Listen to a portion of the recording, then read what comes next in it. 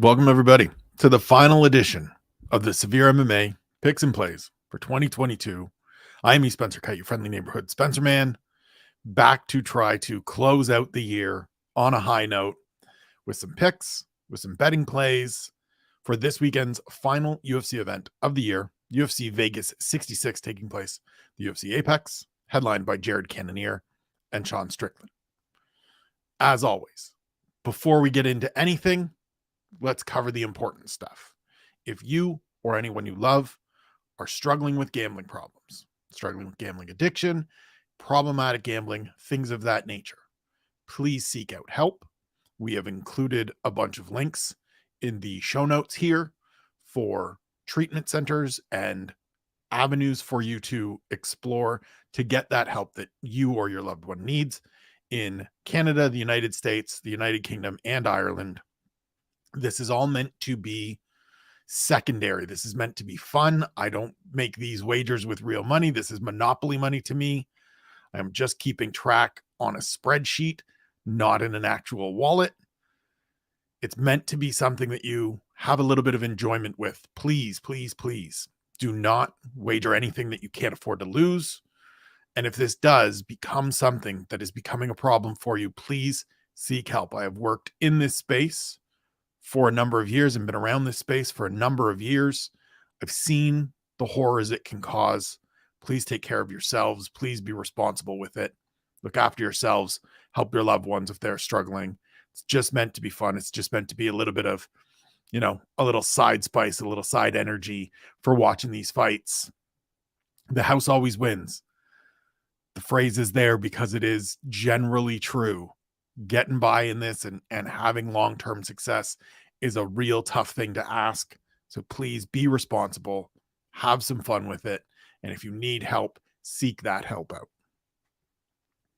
Before we get to the final card of the year, UFC Vegas 66, we go back to last week, UFC 282, the final pay-per-view of the year. With the picks, we went 6-5-1. Not great, but still above 500. For the year, 296, 173-3 with one no contest, a 626 winning percentage. Look, as I've been saying throughout these shows, the aim was a 700 winning percentage. We didn't get there. That's okay though. 62% right now, 63 if we round it up. And this event to come still feels pretty good. Like, to be over 60%, I'm happy with that. I'd like to get it to 65 at some point. That would be another sort of incremental gain, incremental goal. But putting up 300 wins over the course of the year, it's pretty solid to me. It's pretty good given the myriad factors that go into deciding these fights and the number of upsets that we've had this year, the number of crazy things we've seen happen this year. I'm happy with the way my picks have turned out. What I'm not happy with thus far, and especially last week, are the plays. 11.8 units out, 6.22 units in, and I'm throwing the caveat here, just as a because there were 13.98 units that would have come back on combined Jared Gordon wins by decision, and Magomed Ankalaev wins by decision. So two scorecards go against me, go the wrong way in terms of my plays. And instead of having a nice profitable night, we end up down 5.85 units for the event. For the year, 159.35 units out, 117.07 in, negative 42.68 units overall for a negative 26.53% ROI. As I say every week, that tells you how hard this is. It's not that I'm horrible at picking fights. It's that picking manner of victory, round, who's going to win, getting those right plays in is challenging. It's hard. I can go through an event and pick 75% of the winners right, 80% of the winners right. But in terms of making the plays, sometimes they just don't hit. It's tough. It's a tough racket. But look, it's the last card of the year, and we're going to get into it now. And I'm going to tell you right now, we're trying to have a little get back. It's the last one. We're going on break. We're going into the new year. I'm wiping the slate to start 2023. We're going to start back at zero, keep track throughout the year, get every card in. And so we're going to have some fun with this one. We're going to go a little bit bigger than normally we would, but part of that is also that there are a couple of fights here and a couple of plays and opportunities that I really like. So let's get into it. Jared Cannonier, Sean Strickland.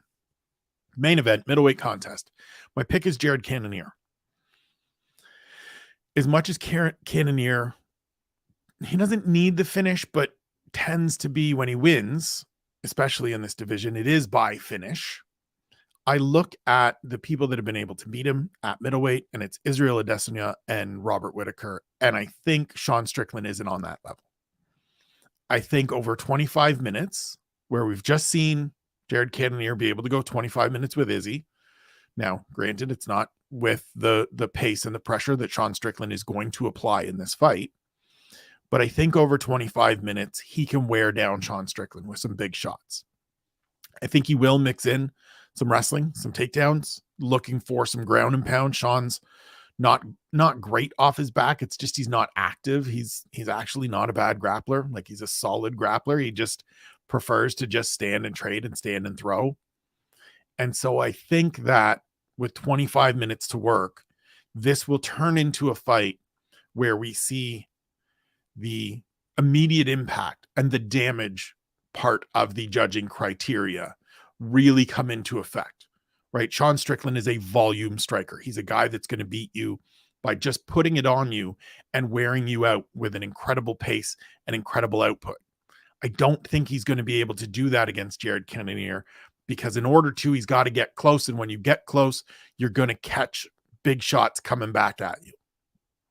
Whether that's chopping low kicks, whether that's big right hands, whether that's some takedowns into some elbows.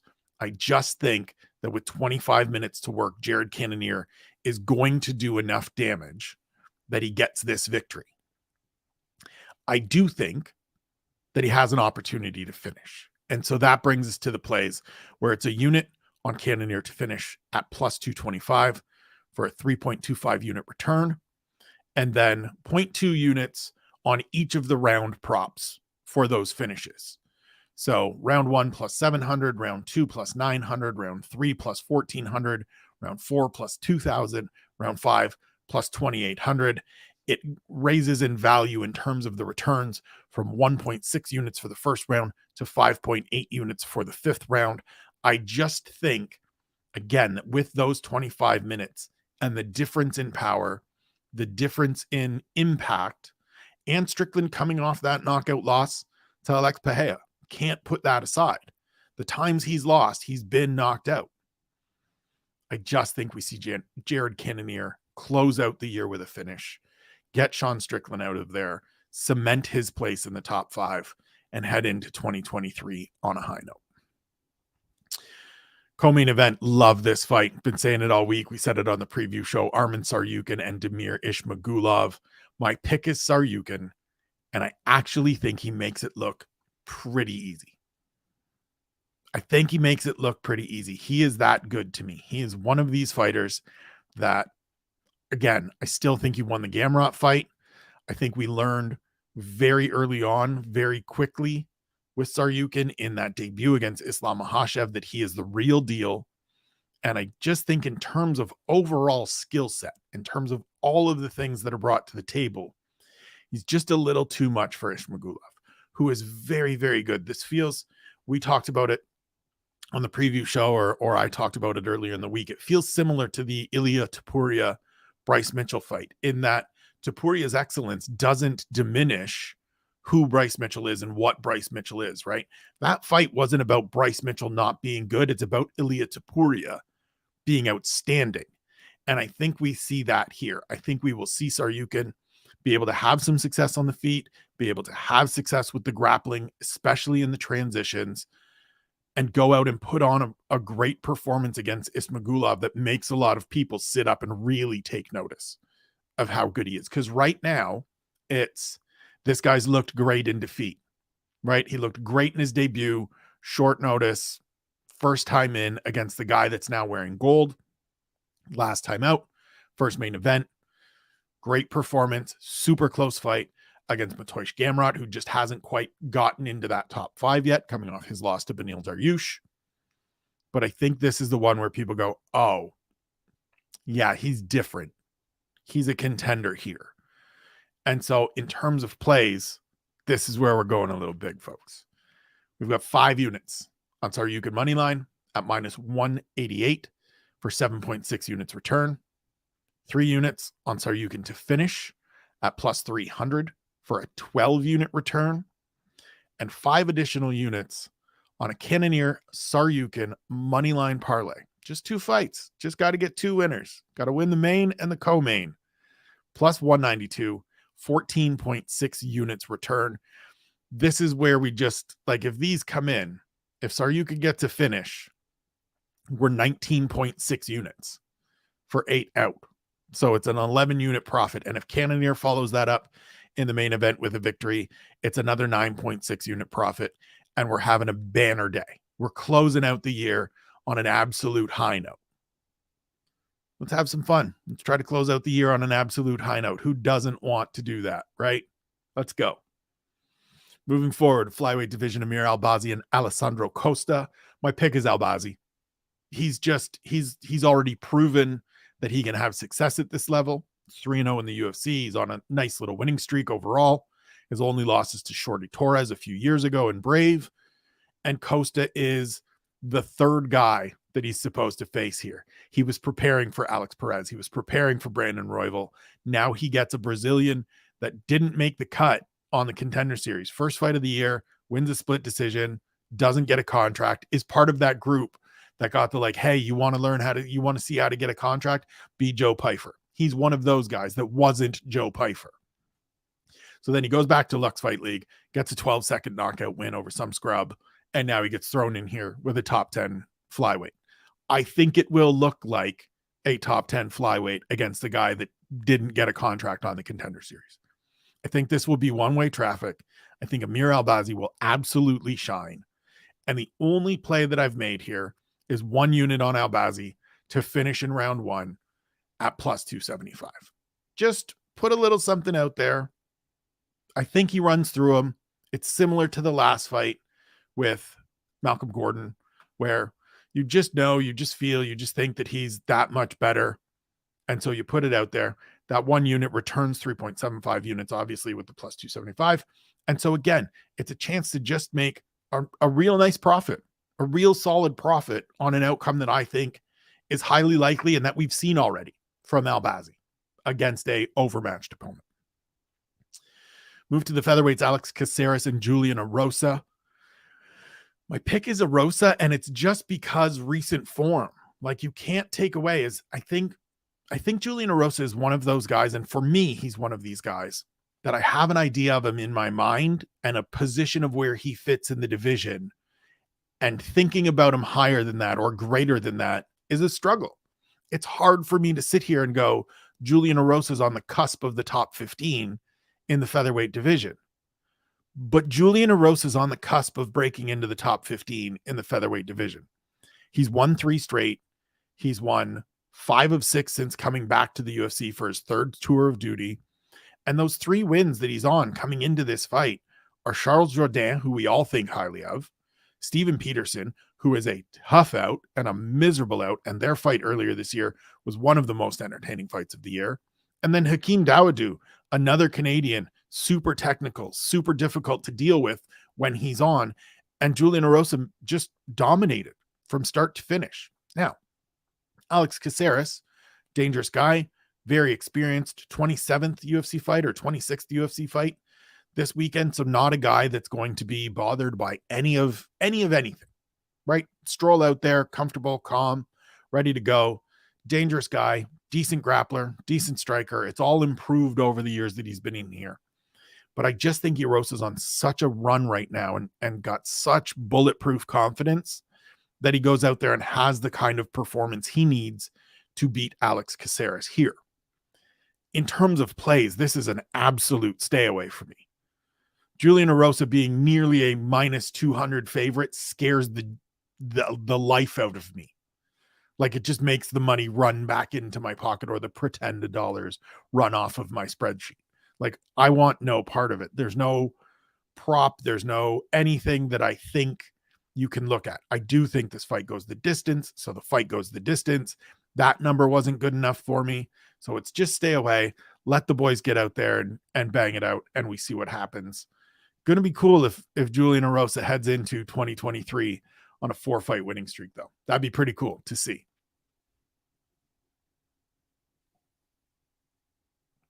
Move to the lightweights. Drew Dober and Bobby Green, a pair of veterans, getting after it on the main card. My pick is Drew Dober. He's just the more complete fighter. He's just the more active and more successful all-around fighter. The thing that makes Bobby Green great, and when Bobby Green is great, is when he's working off the back foot, countering really well, or coming forward and just jabbing you to death, as we saw against Nasrat Haqparast, as we saw against Al Iaquinta when he put Al out at Madison Square Garden, which was a great performance. But I don't think you can do that to Drew Dober. I don't think he can do that to Drew Dober. There are people that one could do that to Drew Dober, but it's a specific group of people that can, and I don't think it's Bobby Green. We've seen Dober in there when we've seen the upper limits of what he's capable of late. It's against Islam Makhachev. It's a super close fight with Brad Riddell, who, again, we all think highly of and has been a top 15 guy at points in his UFC career. And so with the recent form of Drew Dober, with Bobby Green not having fought since February, coming off a bit of a layoff, slightly older, a little bit older, and a bunch more fights than Drew Dober, I just think we see the Nebraska native go out here and have sort of that complete, well-rounded, probably hurt Bobby Green at a couple of spots, be good in terms of defensive wrestling, be very responsible in terms of his offense and his defense, and go out and get a third straight victory. In terms of plays, there's just one. It's 1 unit on Dober to win by decision at plus 240 for a 3.4 unit return. To me, this is the most likely outcome. Bobby Green is hard to put away. He's not a guy that you're going to finish. And look, Islam Makhachev notwithstanding, like, the champ submitted him, fine, or TKO'd him, fine, short notice, it's the champ. Other than that, Bobby Green's tough to put away. And Drew Dober isn't a guy that's one-shotting you, that's power bombing you. It's an accumulation thing, and he does have the ability. He's won his last 2 fights by stoppage, so it's certainly there. But I think more often than not, and at plus 240, I like the odds. I like the return of Dober getting it done on the scorecards. Final fight of the main card, middleweights, Michał Oleksiejczuk and Cody Brundage. My pick is Oleksiejczuk. I just think that the dynamics of this fight fully favor the Polish fighter. He is the more technical. He is the more athletic. He moves well. He's quicker. I think he goes in here and boxes up Cody Brundage. Like, just pieces him up on the feet. As much as Cody Brundage comes in, and we talked about this on the preview show, as much as Brundage comes in on a 2-fight winning streak, each of those fights were instances where he was getting beat in that first round, and both were first round finishes, I should note. And I'm just pulling up, if you can hear the keys in the background, I'm just pulling up their height and reach information because I don't have it written down. Cody Brundage is 6 feet tall, 72-inch reach. Michał Oleksiejczuk, also 6 feet tall, 74-inch reach. I do think that's going to be a little bit of a factor. I just think it's not a huge advantage, but Oleksiejczuk uses it so well, and Brundage is just a power guy. Everything comes 100% all the time. And so I do think we will see Oleksiejczuk get underneath some of those big power overhands and work the body and piece up Cody Brundage with clean jabs right out of the gate, right out of the chute, go out and get this victory and sort of start making a name for himself at middleweight. I talked about it earlier in the week. Hard to get a judge on beating Sam Alvey in your middleweight debut because it's Sam Alvey. But he also put Sam Alvey out of there in under 2 minutes, which you have to take into account. When we diminish Sam Alvey the way we do, and we have over these 8 fights or 9 fights, whatever it ended up being, before he was ultimately let go by the UFC, it was not everybody was getting him out of there in 2 minutes. So to get him out of there in 2 minutes sort of resonates a little bit more. And I think Oleksiejczuk gets it done. But in terms of plays, I'm staying away. Oleksiejczuk can look great, can also look not great. Cody Brundage does have that power. He does have that ability to find a finish. And so looking at all the different options, there wasn't anything that I really liked. Oleksiejczuk is a big favorite in terms of the money line, in terms of the stoppage and the finishes.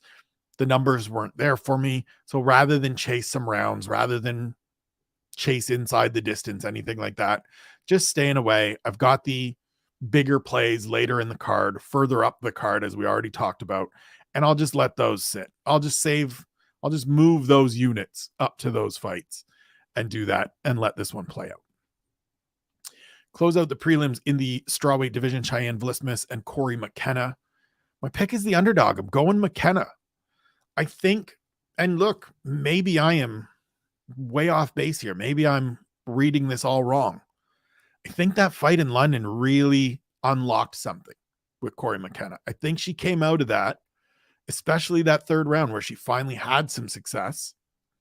And they said, look, all we can do right now, all we are right now is grappling. We're going to always be the shortest reach in the division. We're always going to have a hard time getting inside and landing these strikes and landing these punches. Doesn't mean we fully abandon it. We continue to work. We continue to try to build and grow and, develop that power, because Corey McKenna does have power, but mostly we just grapple. We get inside, we put people on the fence, we put people on the canvas, we use our strength, and we just grapple. We just grind. She's at a great camp for it at Team Alpha. It's a great camp for exactly who she is and what she's looking to do. It's the way to do this. And Cheyenne Vlismas, we've seen her dragged to the ground, held there, and made really upset. This is a classic striker versus grappler. Vlismas is going to look to keep this standing. McKenna's going to look to close the distance and put it on the canvas. And after Vlismas has been out for a year with a lot going on in her personal life, I'm going to bank on the person I just saw choke out somebody that had a 10-inch reach advantage on her and should have been the better striker and should have had a significant advantage on the feet than picking Cheyenne Vlismas coming back. And so in terms of plays, it's 2 units on McKenna on the money line at plus 162 for a 5.24 unit return, and 1 unit on McKenna by decision at plus 260 for 3.6 units back. So it's 3 units out, 8.84 units in return if Corey McKenna gets her hand raised. Just think this turns into sort of a repeat of the Vlismas Conejo bout from Vlismas's debut. Taken down, controlled on the ground, rendered frustrated, and away we go.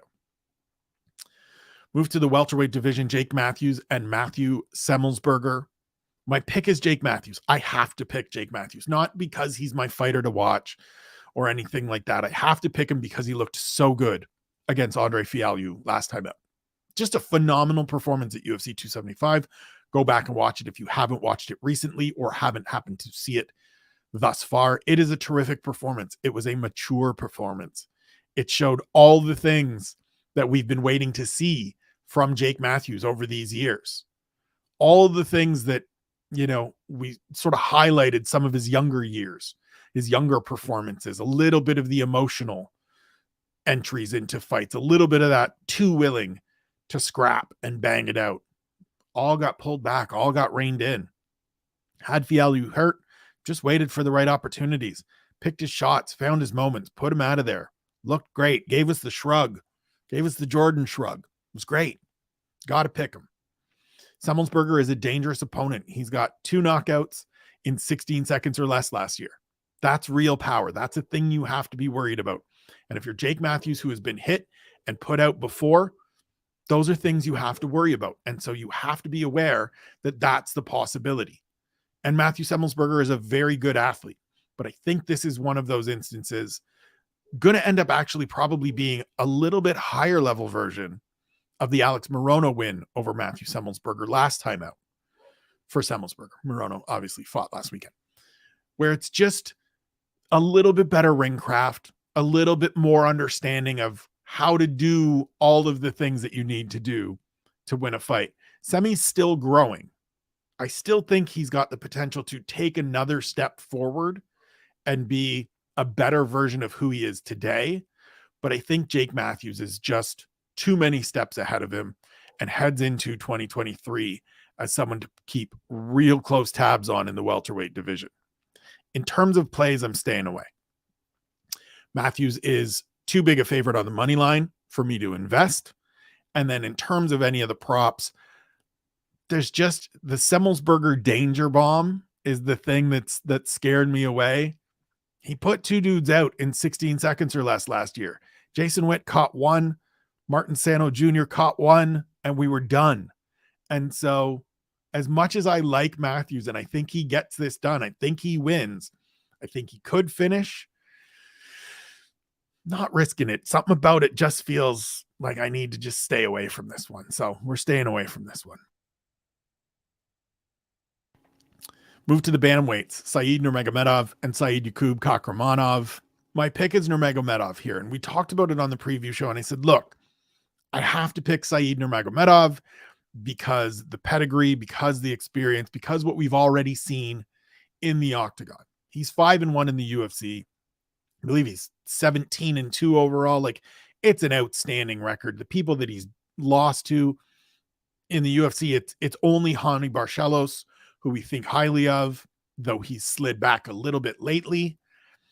And so my sense is that we see the best version, the very good version of Nurmagomedov on Saturday. But as I said on the preview, Kakhramonov is no joke.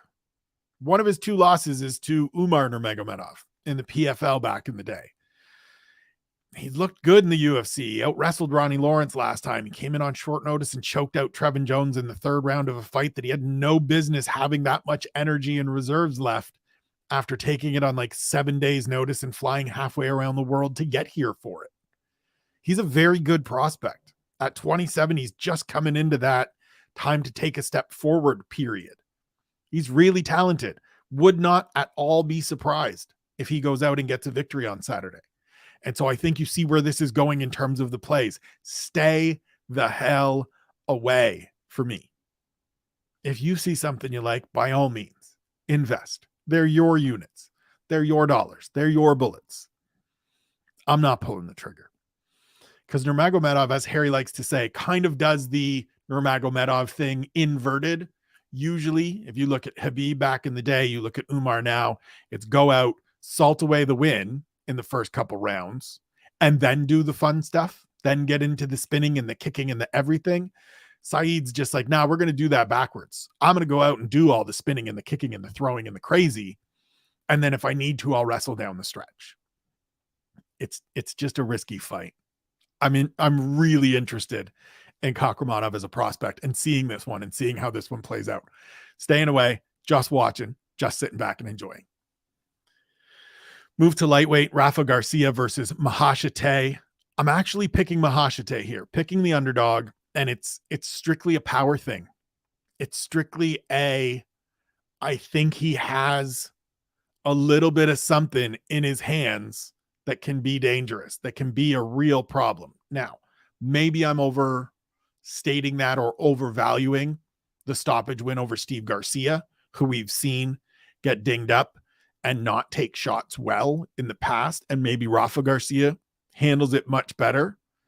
But I also remember his performance on Contender Series last year against the guy I'm acutely familiar with in Achilles Estremadura from up here at Battlefield Fight League, their lightweight champion, who took this year off after the beating he took in that fight and just to settle some things out and do a little more coaching, spend some more time with his family. But like, it was one-way traffic against a guy that everybody thought was going to come through and blow out this young Chinese fighter that was showing up in the Apex after a whole bunch of Chinese fighters struggled last season on the Contender Series. And Maheshate went out and put it on him, just dominated the fight from start to finish. Good, clean, powerful boxing. And I just wonder, with a little bit of size advantage, a little bit of reach advantage, can he go out there and do the same thing? Not at all surprised if Rafa Garcia gets a win here. He's rightfully the favorite to me because he has 2 UFC wins to the one that Maheshate has. And he fought Dvorak close last time out on short notice and gave a reasonable accounting of himself. But I just wonder if there's something to Maheshate in that power dynamic, in that young, emerging, coming forward, starting to put some things together space where he goes out and gets a second victory, sends us into next year, really paying attention, really eager to see what he can do going forward. In terms of plays, it's another stay away for me. I know that that's 3 straight. Look, I try to say it all the time. I try to tell everybody as often as I can, and I say it because I'm trying to remind myself of it lots of times. I don't have to be in on every fight. If there's nothing that I like, if there's no lines, if there's no elements that I like, it's okay to just keep the powder dry. Just back away from that one and just watch and enjoy the fight. Just see if the analysis and the ideas of how the fight play is going to play out actually plays out. So that's what I'm doing here.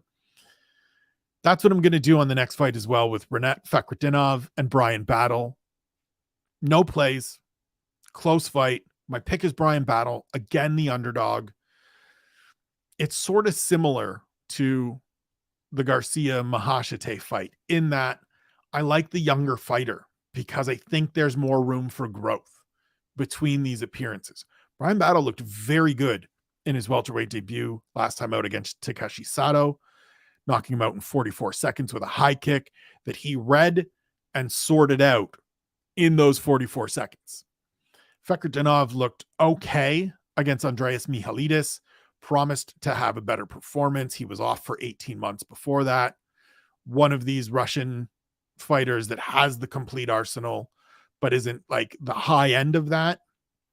And so I just wonder if a guy like Battle, who we've already seen through 3 performances in the UFC, he's shown us that he's gritty, that he can deal with some punishment, that he can rebound and has the understanding of how to compose himself in those bad moments.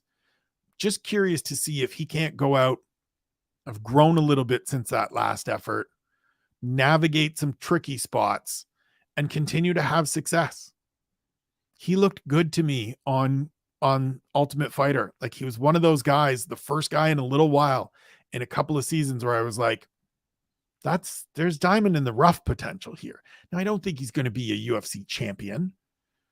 And I don't even necessarily think, the comparison is always Kelvin Gastelum. And I don't necessarily think he becomes a welterweight version of Kelvin Gastelum where he's a perpetual fixture in the top 10.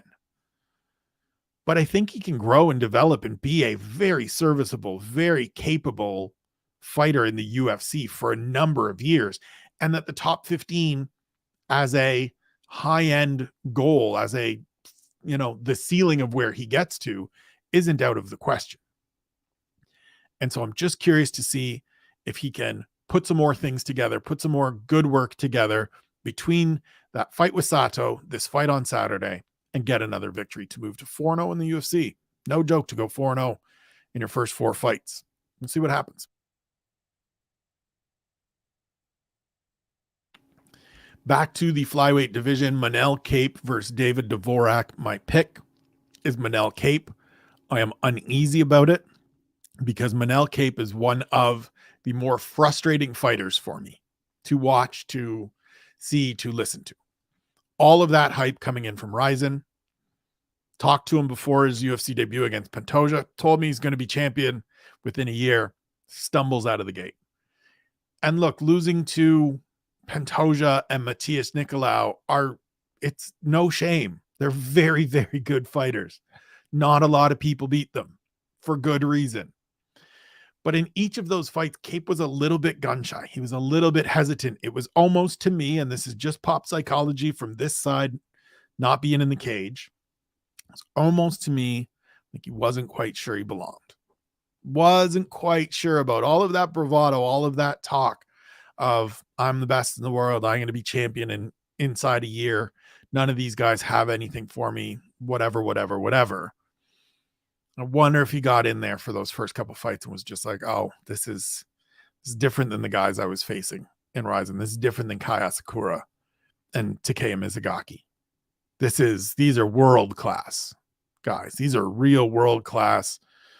Just going to make it hard for me, not going to give me all the openings that I'm used to, all the opportunities to do my wild star boy shit.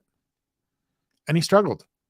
And he's won his last two, both by first round finish. Looked great in each of those, both against competitors, athletes with the double consonant, as I've talked about on Twitter and on this program earlier. We have agreed that the consonant killer will be the nickname if he goes out and finishes David Dvorak.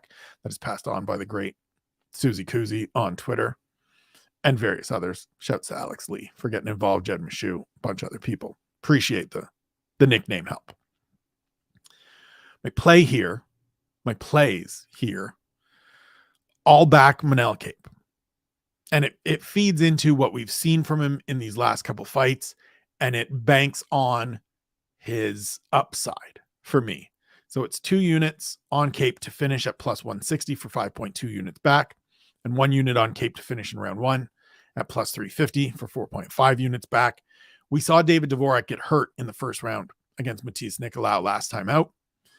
I think Manel Cape, given what we've seen the last couple of fights, given a little bit more comfortable in the UFC, I think that's part of it too, right? Those first couple of fights are just, it's a different vibe. It's a different week. There's a lot more going on, and you've heaped all of that pressure onto yourself that you're going to be the champion. And now you have an opportunity to go out and be the top 5 guy right away and a top 10 guy in Nicolau right away. And you just, sometimes you poo the bed.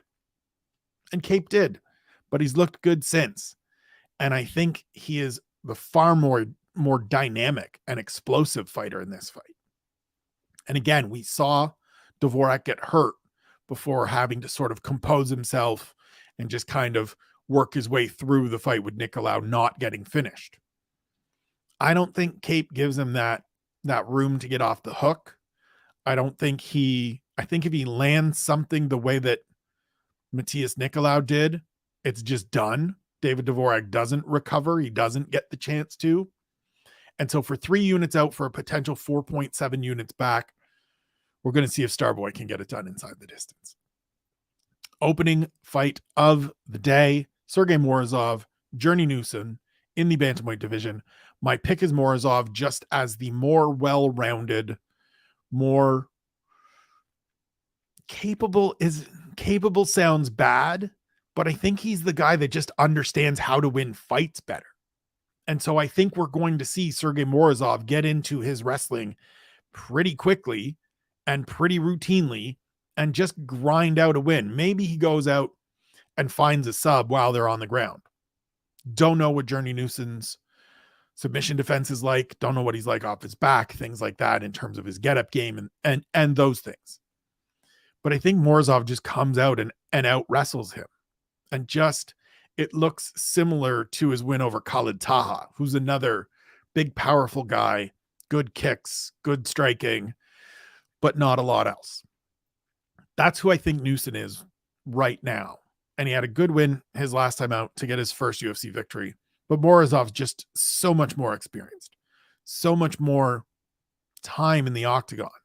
And the people he's lost to aren't scrubs, right? In the UFC, it's Umar and it's Douglas Silva de Andrade, who's a mad bastard. And he had him hurt and almost, I was going to say dead to rights in the first round, but no, because De Silva escaped and then finished Morozov in the second. But I think he's just a step or two above Journey Newson in terms of all-around abilities to dictate where this fight plays out, how everything transpires, and he goes out. He may have to survive the third round, the final 5 minutes, because we've seen that a little bit for Morozov, but I think he gets it done. In terms of plays, stay the Christ away. Just nothing. 0. There's no number here that is going to entice me to wager on this matchup. Wagers I will make before we get out of here, as always, to wrap up the SevereMMA picks and plays, the parlays. So the main card parlay this week, it is 0.1 unit, and it is a 6-fight parlay with Jared Cannonier, Arman Tsarukyan, Amir Albazzi, Julian Erosa, Drew Dober, and Michał Oleksiejczuk. Combined odds of plus 1,145 for 1.25 unit return if we go 6 for 6 on the main card. I know that sounds like a real, like six straight winners, and you're only bringing back 1.25 units.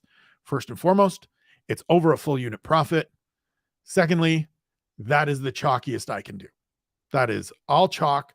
That is all favorites. So if we get favorites to run the table on the main card, we profit a unit, we hit a parlay to end the year. I got no complaints about that. The preliminary card parlay, 7 fights, again, 0.1 units. Corey McKenna, Jake Matthews, Said Nurmagomedov, Maheshate, Brian Battle, Manel Cape, Sergey Morozov, plus 5,927 unit. Sorry, plus 9,000. Plus 5,927 for the odds for 6.01 units in return. And then the full card, the whole shebang-a-bang, 0.1 unit plus 74,990 for the odds for 74.86 units return. If we run the table, we're having a real good day. Like, real good day. It's a huge day if we run the table. We haven't done it yet. At some point I will, and I will just rejoice and laugh and giggle. I'm fighting off a sneeze here. We make them because of those. We make these picks and these plays that 0.1 unit out for those numbers. And this one's smaller than some of the others because we went awful chalky on the main card. But look, man, I have fun with this. It has been a whole lot of fun putting these together, as bad as it has been at times, as much as we have struggled to cash at times. It's been fun exploring this space, learning this space, building my understanding a little more, putting some of my knowledge out there for everybody. Hope you've enjoyed it. Hope you've had some winners. Hope I've helped you cash some tickets. Hope I haven't sent you crumpling tickets and throwing them on the ground and cursing my name too often. As always, we appreciate you checking out all of the content. We will be back, myself and Harry, on Tuesday with the final takeaways of the year. There's all kinds of content coming over these next few weeks to the Patreon, to this page, to the website itself, SevereMMA.com. Go check all of that out. Support all of the boys. We love you. We appreciate you. We can't stress it enough. We do this for you guys. We hope you enjoy it. We hope you appreciate it. Appreciate your support. Love you. Take care of yourselves. Be good to one another. And we'll see you soon.